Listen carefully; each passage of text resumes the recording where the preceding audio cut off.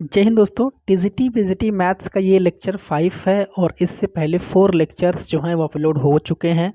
अगर आपने उन लेक्चर्स को नहीं देखा है तो प्लीज़ उसे देख लीजिएगा।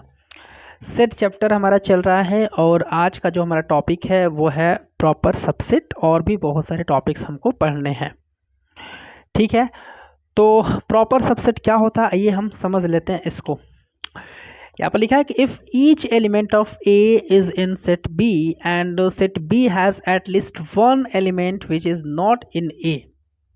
क्या मतलब हुआ कि अगर if each element of A, यानी कि ए का जो हर एलिमेंट जो है, यानी ए का सारा एलिमेंट, ए हमारा कोई सेट हो सकता है, इसके सारे के सारे एलिमेंट्स सेट बी में है ना, लेकिन बी में कम से कम एक ऐसा एलिमेंट हो जो सेट ए में ना हो, तब हम है ना, तब हम कहेंगे कि जो ए सेट है हमारा, ये हमारा प्रॉपर सबसेट, तब वो सेट जो होगा हमारा प्रॉपर सबसेट होगा। फिर समझिए बात को। If each element of A is in set B, अगर ए का हर एक एलिमेंट सेट बी में है and set B has at least one element which is not in A, और सेट बी के पास कम से कम एक ऐसा एलिमेंट है, ज़्यादा हो सकता है लेकिन कम से कम ऐसा एलिमेंट है जो ए में नहीं है, तब हम कहेंगे कि ए जो है हमारा वो प्रॉपर सबसेट है। क्या मतलब हुआ, जैसे ए हमारा एक सेट है जिसके एलिमेंट्स हैं 1 2 3 एंड बी हमारा एक सेट है जिसके एलिमेंट हैं 1 2 3 4 5।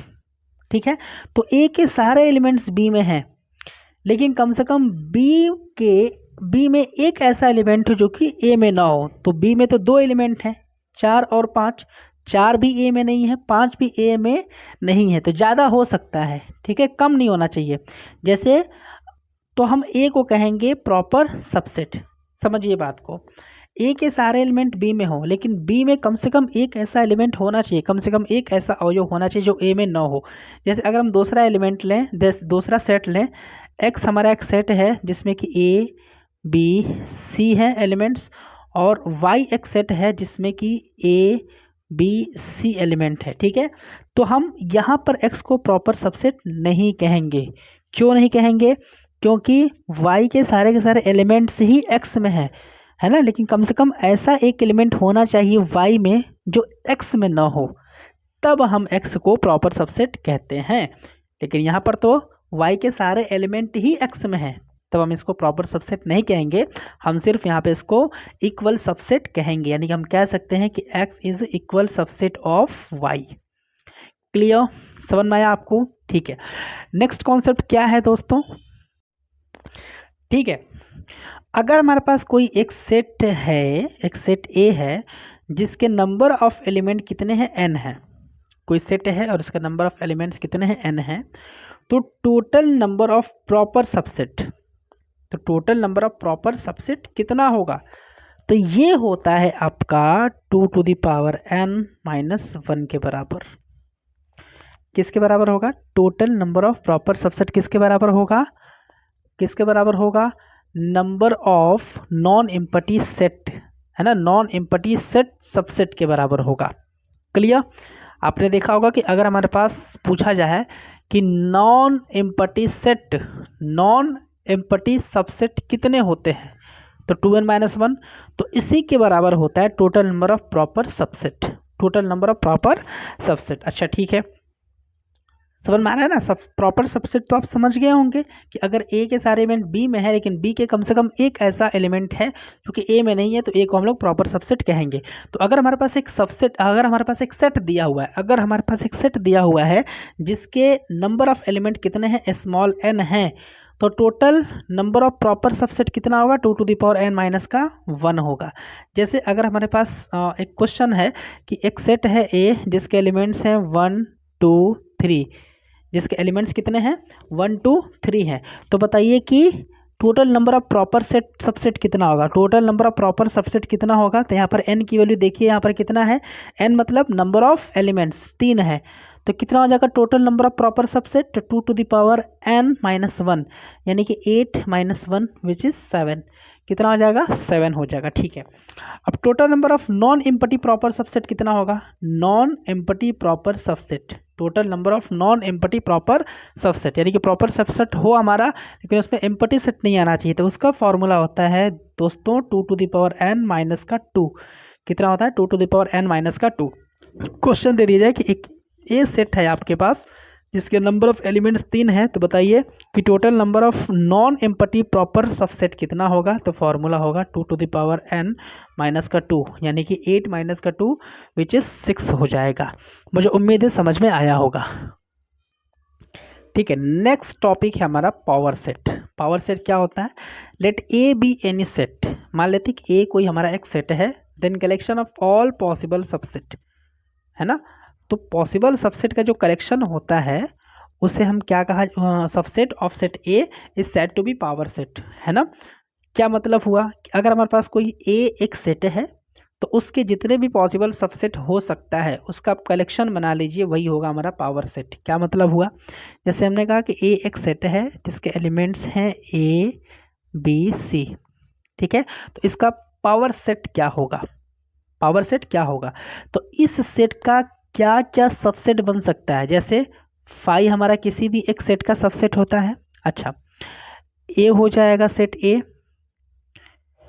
सेट बी हो जाएगा, सेट सी हो जाएगा, ए बी हमारा एक सेट हो जाएगा इसका सबसेट, बी सी हमारा इसका एक सबसेट हो जाएगा, ए सी एक हमारा सबसेट हो जाएगा, और साथ ही साथ ए बी सी भी हमारा एक क्या हो जाएगा, सबसेट हो जाएगा।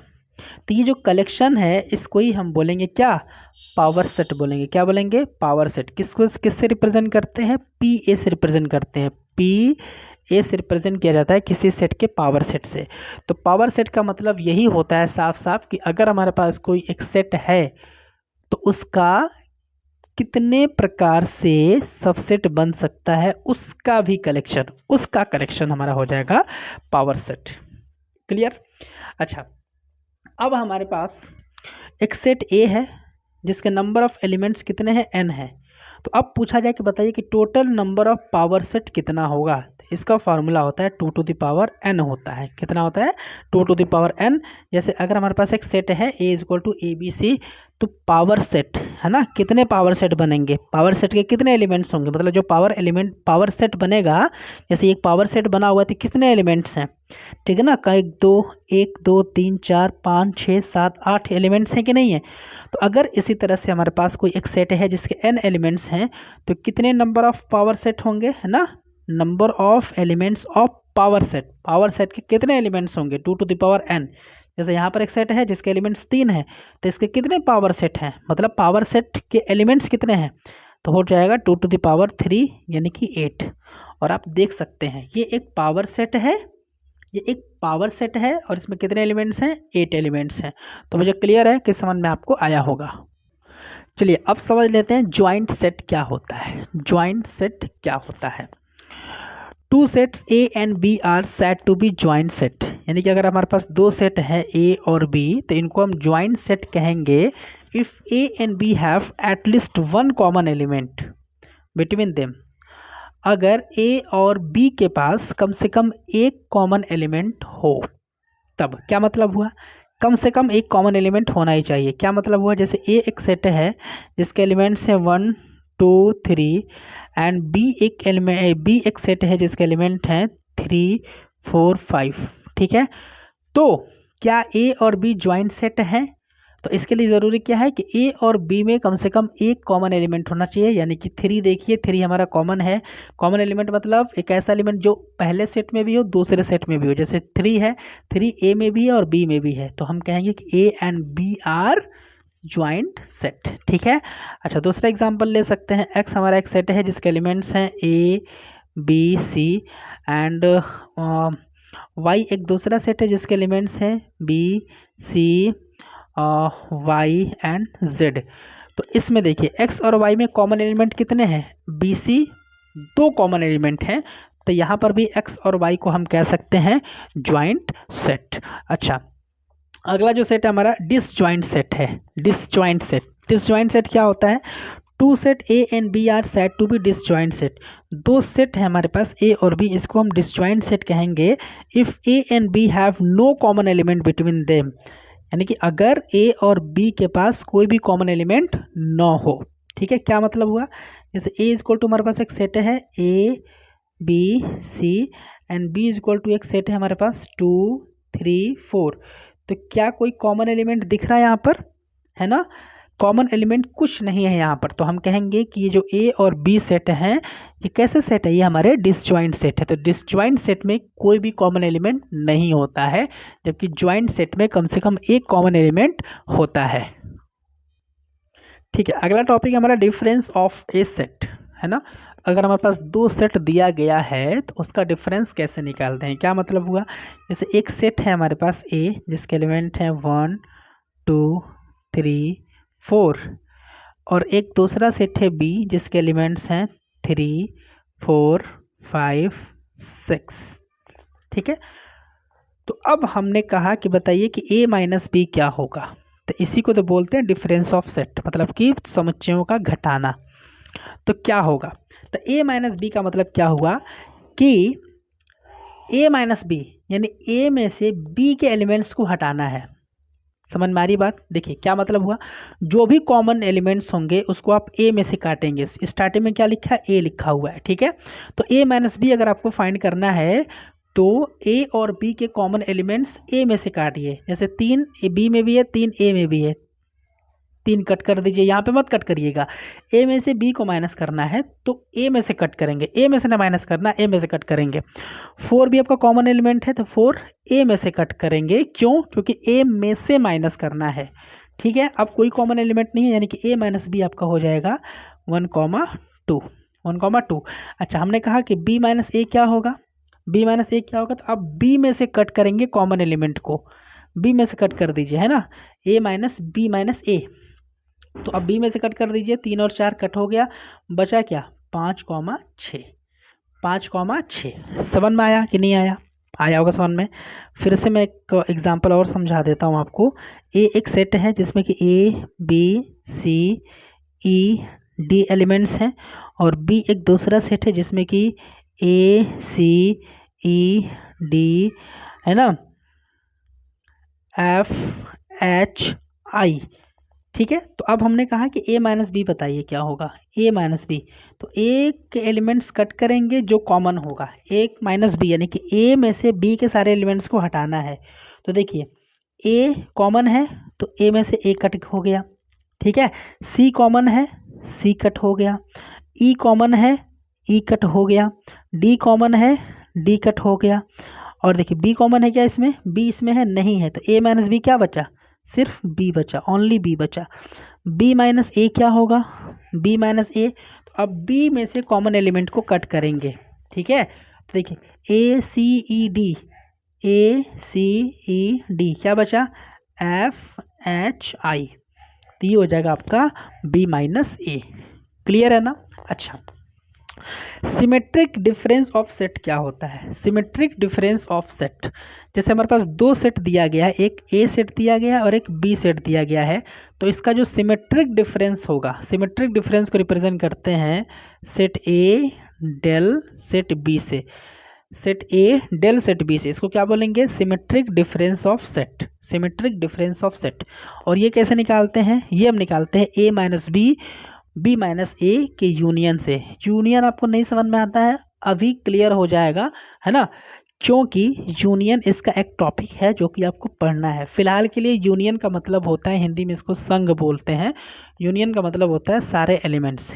यूनियन का मतलब जैसे एक सेट ए है, यहाँ पे एक सेट ए है जिसमें कि 1 2 है और एक सेट बी है जिसमें कि एलिमेंट्स 2 और 3 है। तो अगर कहा जाए कि ए यूनियन बी क्या होगा, ए यूनियन बी क्या होगा, तो जो कॉमन एलिमेंट्स होते हैं वो भी लेते हैं, जो सिंगल एलिमेंट्स होते हैं वो भी लेते हैं। ठीक है, तो संघ मतलब यूनियन मतलब सारे के सारे एलिमेंट्स लेने, मतलब 1 भी लेंगे, 2 भी लेना है और 3 भी लेना है, कुछ भी छूटना नहीं चाहिए।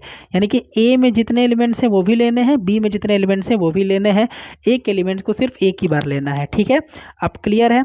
ठीक है, जैसे हमारे पास एक सेट ए था जिसके एलिमेंट्स ये थे, सेट बी था जिसके एलिमेंट्स ये थे, हमने ए माइनस बी निकाला तो ए 1,2 आया, बी माइनस ए हमने निकाला तो 5,6 आया।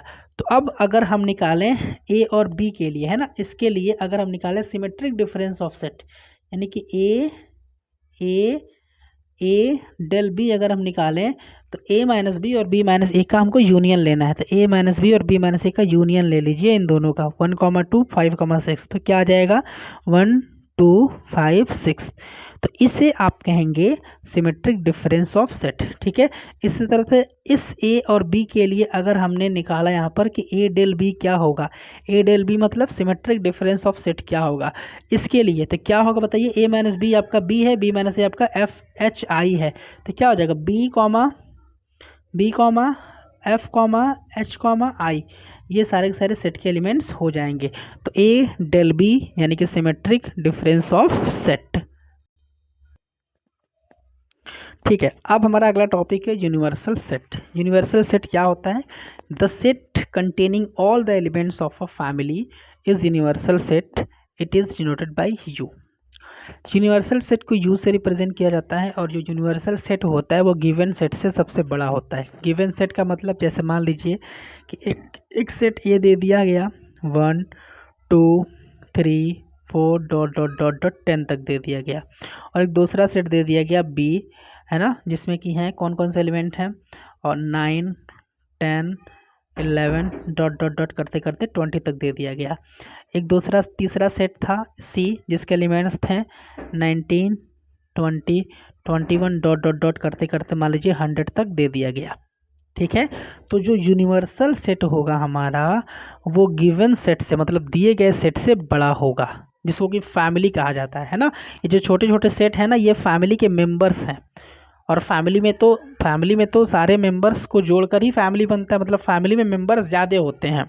तो उस यूनिवर्सल सेट को हम फैमिली ऑफ सेट भी कहा जाता है, फैमिली ऑफ सेट यानी कि वो यूनिवर्सल सेट एक सेट का फैमिली होता है वो, है ना, उसमें सारे के सारे सदस्य ही आ जाते हैं। क्या मतलब हुआ, यूनिवर्सल सेट सबसे बड़ा होगा, यानी कि यूनिवर्सल सेट में 1 से एलिमेंट्स स्टार्ट होंगे, 1 2 3 4 5 6 7 डॉट डॉट डॉट करते करते ये 100 है ना, 100 है टोटल एलिमेंट्स, तो 100 से बड़ा हो सकता है, 101 हो सकता है, 102 हो सकता है, 1000 हो सकता है, कुछ भी होगा लेकिन 100 से ज़्यादा होगा। यानी कि एलिमेंट्स है ना तीनों सेट्स में हमारे नेचुरल नंबर लिखे हुए हैं और मैक्सिमम नेचुरल नंबर कौन सा है 100 है। तो जो भी हमारे यूनिवर्सल सेट होगा वो 1 से स्टार्ट होगा, है ना, यहाँ पर देखिए 1 है और लास्ट वाले में 100 है, सबसे छोटा नंबर 1 और ये नेचुरल नंबर है और सबसे बड़ा नंबर 100। तो ये जो भी हमारा यूनिवर्सल सेट होगा वो 1 से स्टार्ट होगा और जो लास्ट वाला नंबर है उससे बड़ा ही होगा, यानी कि 100 है तो यहाँ पर 101 भी लिख सकते थे, 102 भी लिख सकते थे, 300 200 400 500 1000 कुछ भी लिख सकते हैं। तो यूनिवर्सल सेट जिसको रिप्रेजेंट करते हैं यू से, उसमें वो जो होता है हमारा, यानी कि यूनिवर्सल सेट जो होता है हमारा ये फैमिली ऑफ सेट होता है। अब ये एक फैमिली है और इसमें सारे के सारे सेट आ जाएंगे, इसमें ए भी आ जाएगा, इसमें बी भी आ जाएगा, इसमें सी भी आ जाएगा। क्लियर है कि नहीं क्लियर है, बिल्कुल क्लियर होगा। ठीक है, यूनिवर्सल सेट यानी कि सबसे बड़ा सेट। ठीक है, कॉम्प्लीमेंट ऑफ सेट क्या होता है, कॉम्प्लीमेंट ऑफ सेट जो होता है, जैसे मान लीजिए कि एक हमारे पास सेट ए है जिसमें कि एलिमेंट्स हैं 1 2 3 4, और एक यूनिवर्सल सेट है जिसमें कि एलिमेंट्स हैं 1 2 3 4 5 6। ठीक है, ये यूनिवर्सल सेट है। यूनिवर्सल सेट जो भी हो गया, देखिए यहाँ पर यूनिवर्सल सेट बड़ा था, यहाँ पर थोड़ा छोटा हो गया, तो उससे कोई मैटर नहीं कर रहा है। किसी भी क्वेश्चन में जो भी सेट दिया गया है ना उसके लिए यूनिवर्सल सेट उससे बड़ा होगा, यानी कि उसमें एलिमेंट्स जो होंगे जो सेट दिया गया होगा उससे ज़्यादा होंगे। ठीक है, तो अगर हमारे पास एक सेट ए दिया गया है और यूनिवर्सल सेट यू दिया गया है, तो जो सेट का कॉम्प्लीमेंट होगा, यानी कि सेट का जो कॉम्प्लीमेंट होगा उसको रिप्रेजेंट करेंगे ए डैश से या ए सी से, ए डैश से या ए सी से। और ये ए का कॉम्प्लीमेंट निकालेंगे कैसे, तो इसके लिए हम यू में से ए को माइनस कर देंगे, यू में से ए को माइनस कर देंगे। ठीक है, तो क्या निकलेगा देखिए ज़रा, यू में से ए को माइनस करने, यानी कि यू में से ए के सारे एलिमेंट्स को कट कर देना है। तो ये रहा यू, कॉमन एलिमेंट 1 है तो u में से 1 कट हो जाएगा। कॉमन एलिमेंट 2 है, u में से 2 कट हो जाएगा। कॉमन एलिमेंट 3 है, u में से 3 कट हो जाएगा। कॉमन एलिमेंट 4 है, u में से 4 कट हो जाएगा। और हमारा a का कॉम्प्लीमेंट आ जाएगा कितना, 5,6 आ जाएगा। क्या आ जाएगा, 5,6 आ जाएगा। क्लियर है। जैसे हमारे पास एक सेट A है जिसमें कि 3, 4 और 5 एलिमेंट्स हैं, 3, 4, 5 एलिमेंट्स हैं, है ना। तो इसका कॉम्प्लीमेंट क्या होगा, इसका कॉम्प्लीमेंट 3 है ना, u माइनस ए हो जाएगा। तो 3 कट हो जाएगा, 4 कट हो जाएगा, फिर 5 कट हो जाएगा। बचेगा क्या, 1, 2, 6, 1, 2 और 6 बचेगा। और इसका एक रूल है, ये ध्यान रखिएगा कि अगर हम किसी भी सेट में उसके कॉम्प्लीमेंट को ऐड करेंगे तो हमें क्या मिलेगा, कॉम्प्लीमेंट को ऐड करने का मतलब उसका यूनियन लेंगे तो हमें क्या मिलेगा, यूनिवर्सल सेट मिलेगा। ठीक है, ये ध्यान रखिएगा। तो ए यूनियन ए का complement is equal to universal set, ये ध्यान रखिएगा। ए प्लस ए का कॉम्प्लीमेंट कोई सेट है और उसके कॉम्प्लीमेंट का जो संग होगा, जो यूनिवर्सल होगा, सॉरी यूनिवर्सल नहीं, जो यूनियन होगा वो आपका यूनिवर्सल सेट के बराबर होगा। तो इस तरह से दोस्तों ये हमारा लेक्चर 5 था जो कि यहाँ पर ख़त्म होता है, और अगले वीडियो में हम लोग लेक्चर 6 के ऊपर बात करेंगे। ठीक है, तो इस वीडियो में हमने प्रॉपर सेट के ऊपर बात किया, पावर सेट के ऊपर हम लोगों ने बात किया, ज्वाइंट सेट क्या होता है, डिसज्वाइंट सेट क्या होता है, डिफरेंस ऑफ सेट क्या होता है, सिमेट्रिक डिफरेंस ऑफ सेट्स क्या होता है, यूनिवर्सल सेट क्या होता है, कॉम्प्लीमेंट ऑफ सेट क्या होता है, इन सभी टॉपिक्स के ऊपर हमने बात किया है। मुझे उम्मीद है कि आपको वीडियो पसंद आया होगा। अगर वीडियो में कहीं से भी किसी प्रकार की कोई कमी अगर आपको लगे तो आप प्लीज़ कमेंट ज़रूर करिएगा, और वीडियो को लाइक कर दीजिएगा, चैनल को भी सब्सक्राइब कर दीजिएगा। तो आप अपना बहुत ज़्यादा ध्यान रखिए दोस्तों। जय हिंद, वंदे मातरम।